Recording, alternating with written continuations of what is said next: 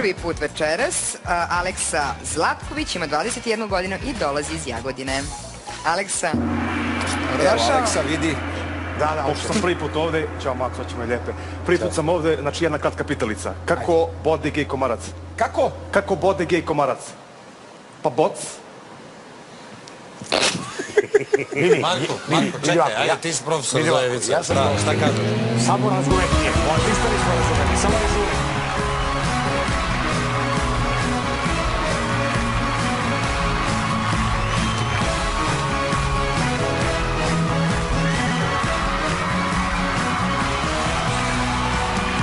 Prvi put sa nama Aleksa Zlatković, ima 21 godinu, dolazi iz Jagodine i sada će da nam pokaže šta zna. Izvali. Recimo, znači, bavim se najviše imitacijama. Znači, volim, imitiram, jel te, naše političare, pa bi nešto od njih, od dvojice naših. Jel te, jedan je bivši, jedan je sadašnji političar, ako može. Samo ne žuri. Može, Rana. Pa, hvala vam što ste me pozvali u vašu emisiju. Ovde se osjećam kao u svojoj kući. Uzmimo jedan jednostavno primjer. Zamislimo porodilište od 5 beba. Beba ko beba, traži svoje. Ali kada majka dođe po njega, dete će se zradovati. Tako isto i ovde. Ali može se desiti ko je prvi put da radi i malo trema. Zamislimo voz od 15 vagona.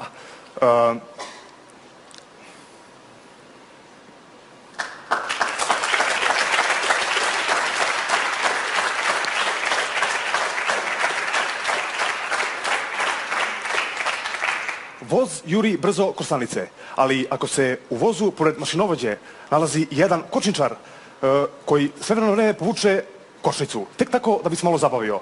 Ali kad malo bolje razmislim, taj voz može i da stane. Naročito ako je krenuo i grabi brzo ka Evropi.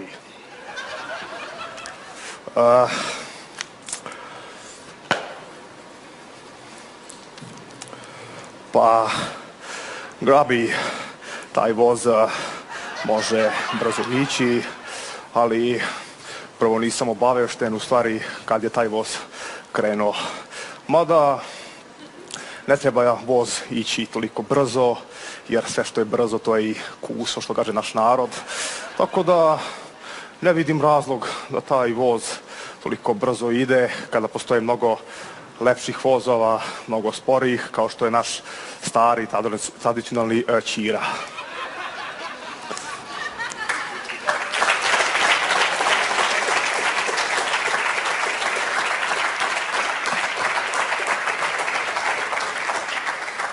Vidim da ti kaže Milane, vidim da si napravio tako sprkutu facu, ali ja mogu nešto da ti kažem.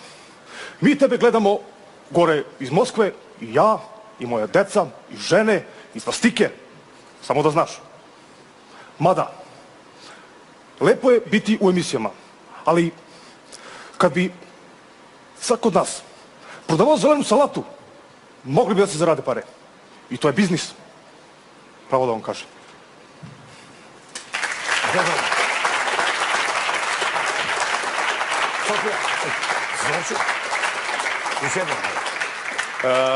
Imam jednu anegdotu iz Jagodine koja mi se desila, već kad sam završio s političarima, pa ako mogu da kažem.